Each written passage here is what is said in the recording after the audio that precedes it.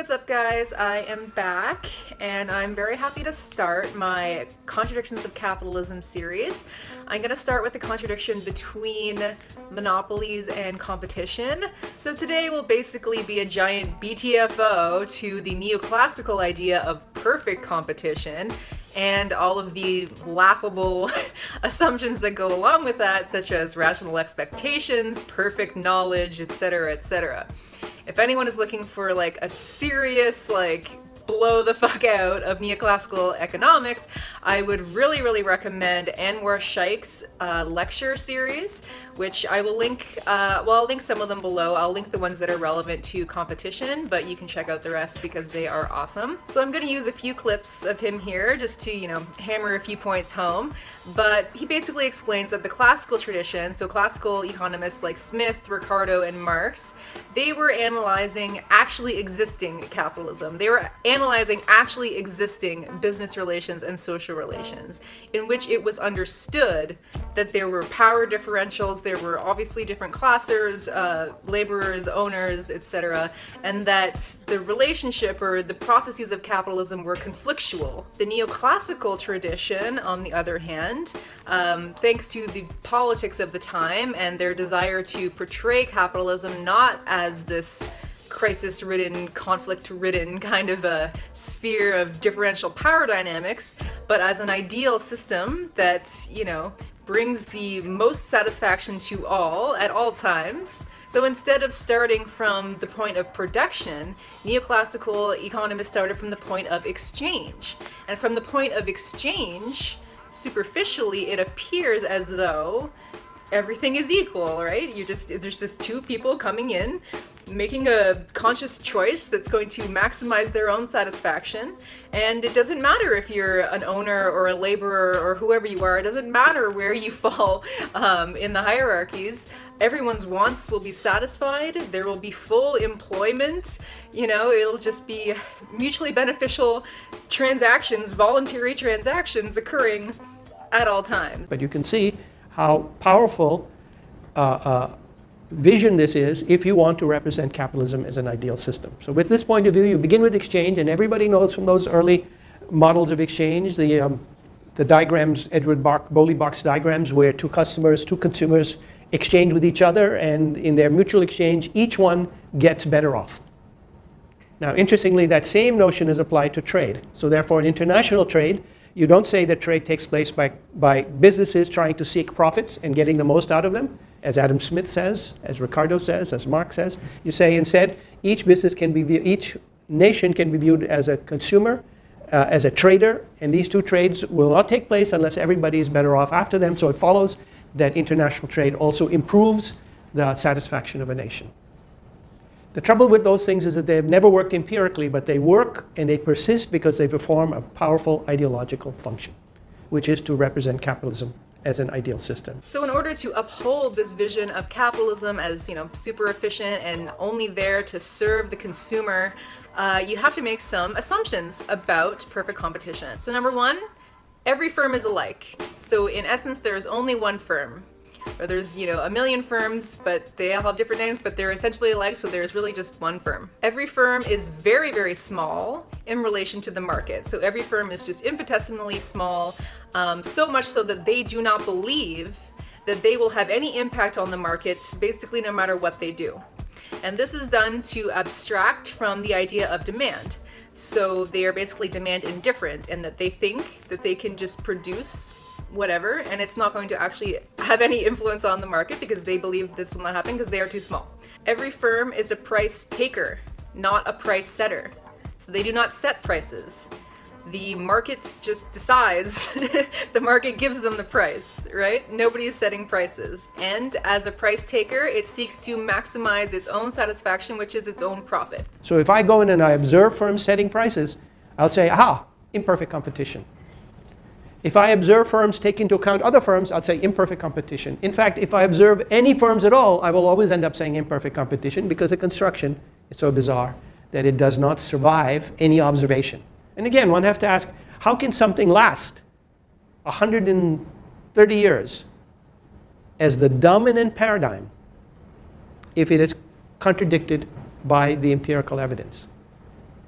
The answer is because that's not the issue. It is providing a powerful foundation for the understanding of society. So this idea of perfect competition is so foundational to this liberal myth that capitalism is this wonderfully ideal system that will satisfy the wants of all, and it will produce the most desirable results because competition will weed out the bad, it'll keep only the good, only the ones that are satisfying people's needs will be kept in, it'll regulate prices, it'll regulate industries, it'll regulate employment. So it's a very, very powerful concept, and in this view, monopoly is viewed as abnormal, as an aberration. It's usually blamed on state intervention or something of the like. And yet, looking at material reality, something that orthodox economics is quite allergic to, we see that where liberalization has proceeded the most, nearly every industry has concentrated into fewer and fewer hands, into fewer and fewer firms who do exercise degrees of control over the market and who are not merely passive price takers. So today we're going to look at why this is,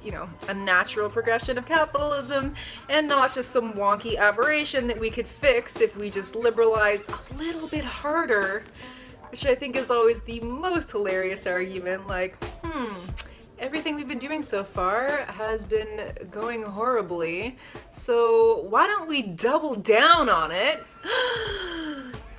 Oh shit, double the trouble. Well, why don't we double down on the double down? Oh, brother. So we're going to look at 3 different viewpoints today from within the Marxist perspective. When I had the idea to make this video, I really saw it being a very straightforward video about monopolies versus competition, but very quickly, once I just kind of went down the rabbit hole of debates going on, even within the Marxist tradition, I realized this could very easily be the most complicated video that I ever make or that you ever see. So I'm just going to really do a cursory overview and link a bunch of things in the description box. If you're interested in these debates and you want to look further into it, you can check them out. So we're going to look at David Harvey, Anwar Shaikh, and the Monthly Review School.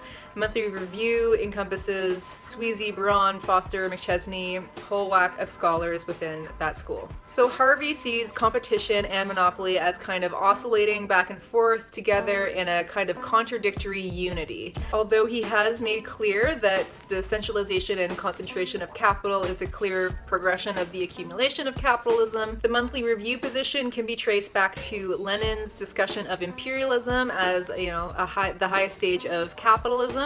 And they believe that we are indeed in a monopoly stage of capitalism now, where monopoly power and not perfect competition is the rule. And this, they say, completely demolishes the political and the economic defenses of capitalism, which are that competition ensures rational allocation of scarce resources, which justifies the unequal distribution of incomes, and that economic power is diffused and that it cannot be aggregated in such a way that it would have undue influence over the democratic process. If monopoly and not perfect competition are the rule, then all of those defenses of capitalism are basically bunk. Anwar Shaikh says that even though it is true that the idea of perfect competition is completely ludicrous and bunk, and therefore so are many, if not all, of the other assumptions made about capitalism that kind of spring from this idea of perfect competition, perfect knowledge, perfect equilibrium. Even though it's true that that conception of competition is bunk, we should not abandon the concept of competition itself, and we should talk about real competition instead of this ridiculous perfect competition that has never existed. So he accuses the Monthly Review School of basically taking the same position as the neoclassicals in thinking that there was actually this golden age of capitalism, near the beginning, where things were perfectly competitive and it was so much better than it was today, and we've just moved past that into this next stage of capitalism where things are defunct. And where Shaikh says, perfect competition is so absurd, like it has never ever been this way. All that we have ever seen has been real competition, and that is what Marx has been observing even since his time. So even though these debates are a little bit animated, I think that they do agree on more than they probably realize, but the two are kind of coming at it from different angles, and kind of what's at stake is how are we defining monopoly, and how are we understanding the implications of that. So Anwar Shaikh talks a lot about profit rates as defining monopoly, so you would expect monopolies to have higher than normal profit rates.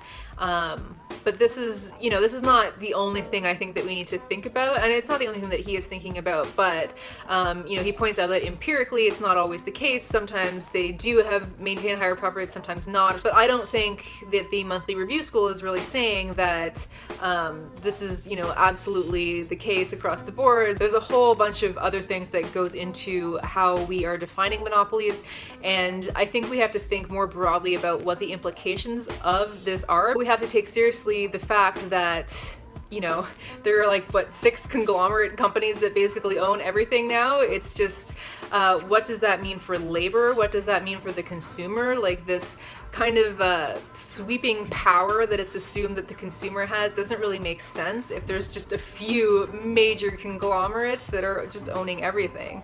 Because let's say, you have Nike and Adidas or whatever. This is not really an example, but let's say, I really hate Nike because of their practices with sweatshops. So, okay, I'm going to boycott them and I'm going to buy from this other brand. Well, guess what? Both of these companies are owned by this parent conglomerate, so you're just basically giving your money to the same people no matter what you do. And that kind of concentration, obviously, as we have seen in the United States, as we have seen everywhere, leads to an undue influence over the democratic process, leads to influence into politics and things that go beyond just talking about profit rates and price setting and things like that. So if you want to learn more about these debates, please see the description box below. But regardless, it is clear that all industries are concentrating into fewer and fewer hands, if you will, or fewer and fewer firms, and that the idea of perfect competition and all of the assumptions that go with it about capitalism as an ideal system just go right out the window. So what is the result of throwing that in the trash can for labor? In rivalrous competition, where firms are price setters, not price takers, one of the major weapons you have against your opponents is your ability to cut costs. Because if you can cut costs, then you can cut your price and still maintain profit. So how do you cut costs? Once again, you put a downward pressure on labor, you can reduce wages, you can take your business offshore where you can pay people slave wages next to nothing to make your goods, you can hire inmate labor and pay people literally nothing. You're basically just enslaving them to make your goods. You can try to extend the length of the working day or reduce, good conditions of work. You can produce with the cheapest materials possible and in the cheapest way possible, which environmentally usually means the least sustainable or environmentally sound. So this kind of rivalrous, not perfect competition has very big implications for labor. And we've seen this especially since the 1970s, the rise of neoliberalism. Labor's share of the output, or the labor share of the surplus, has just been decimated. Labor has just been decimated. So common to every point of view in the Marxist tradition is that capitalists want monopoly. Capitalists seek out monopoly. That is their raison d'etre, basically, of having a company, is to try and increase your market share. No rational business person actually wants a ton of competition all the time and feeling unstable about, your profit margins. So Harvey explains that monopoly is not an aberration, but it is a systemic problem that arises from what economists call rent seeking. And this is really straight from Marx, by the way. Just the centralization and concentration of capital is the natural tendency of the accumulation of capital. One of the most important historical changes affecting the competitive conditions of large industrial corporations was the emergence of finance as a driver of the system, with power increasingly shifting in this period from corporate boardrooms to financial markets. Big money is more readily available to big firms, and so finance, along with competition itself, becomes one of the main levers in the centralization process. And we can witness this centralization and concentration of capital everywhere we turn. This table shows the percentage of sales for the 4 largest firms in selected US retail industries. This is also called the 4-firm concentration ratio, and we can see that they rise dramatically in all sectors. Most remarkable was the rise in concentration in general merchandise stores, symbolized by Walmart, which represents monopsony capitalism. Walmart uses its power as a single buyer, thereby monopsony, as opposed to monopoly or single seller, to control production and prices. The world's major airlines have coalesced into a handful of mega alliances. For example, just one of these, the Star Alliance, includes all of these other airlines. So they have achieved greater economies of scale by pooling assets, whether they're planes, code-sharing capabilities, frequent flyer programs, catering services, training, etc. The result is, in effect, a global fleet of aircraft operating under the leadership of a single dominant carrier, in this case United, which is pretty fucking troubling since we see how United treats their customers and the fact that we don't really have a choice. So in the 1970s, with the onset of neoliberalism, it appeared to people that things were getting more competitive. Deregulating trade barriers opened up the playing field so that foreign companies could challenge national ones. An example of this is the automobile industry and the complete decimation of Detroit and its descent into a wasteland full of feral dogs. I should not say that because I know it's gotten better and I have comrades who do work there. But, I mean, we all witnessed that happen. So although from a national perspective it might appear that things got more competitive initially, this really just led to a global oligopoly of automobile production, where 5 multinational firms produce nearly half the world's motor vehicles. The 10 largest firms produce 70% of the world's vehicles. So if one of the main weapons that companies have in competition is price cutting, then why do we not see prices just like go through the floor? Schumpeter introduces the idea of co-respective pricing as an answer to this. Sweezy argued this as well, that oligopolistic firms had nothing to gain from engaging in price cutting or price warfare. It would only squeeze their profits and it would be matched by their competitors, so they wouldn't actually gain market share. So it didn't take firms long to realize this and to either indirectly or directly collude in price setting, which is again just a huge BTFO to the neoclassical perfect competition, but it doesn't mean that competition is eliminated. It doesn't mean that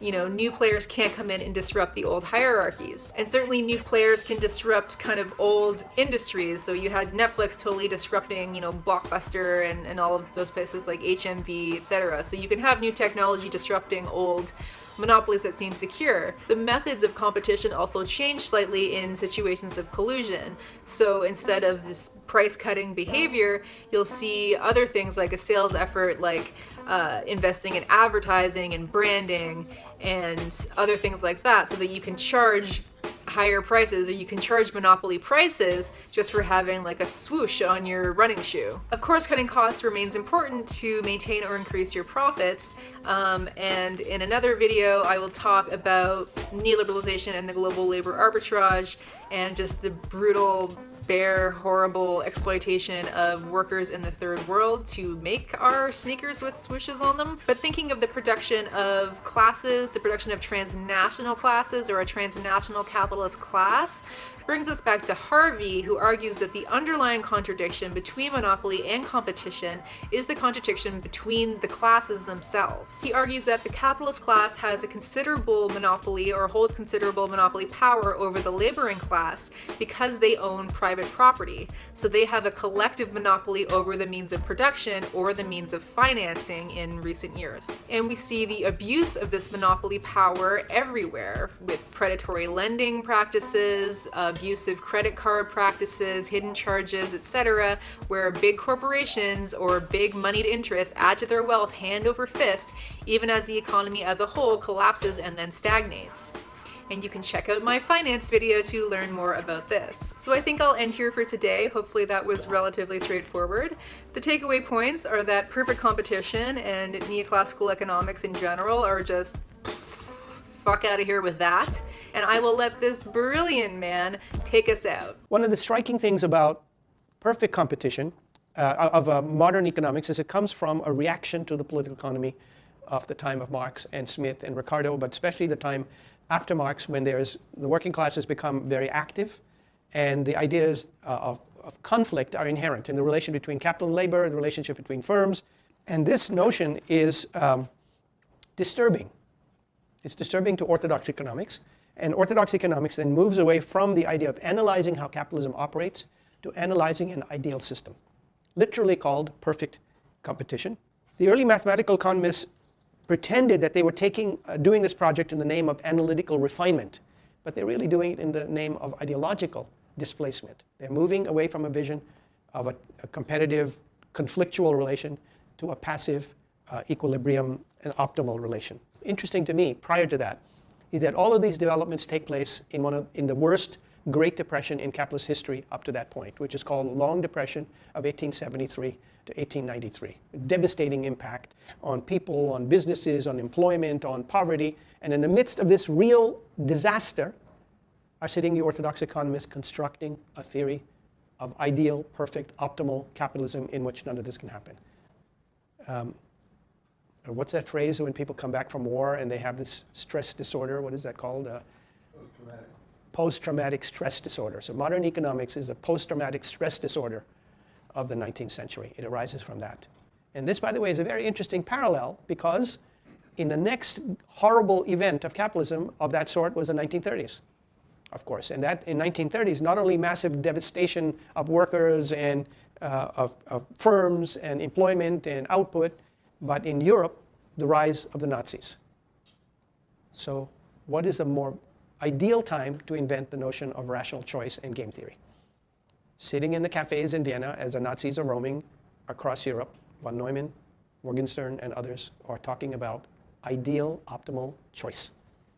I find this incomprehensible, really incomprehensible. I can see it as a mental disorder, as I think it's Wesley Clare Mitchell calls this, a kind of rational choice theory is a mental disorder. But it's bizarre that it becomes then the dominant representation of human behavior in these contexts. From another point of view, it's not so bizarre because typically people confronting horrible conditions in the real retreat into some idealization. That's perfectly fine for literature, perfectly fine for poetry, but it seems to me a rather bad way for something that claims to be a science to be proceeding.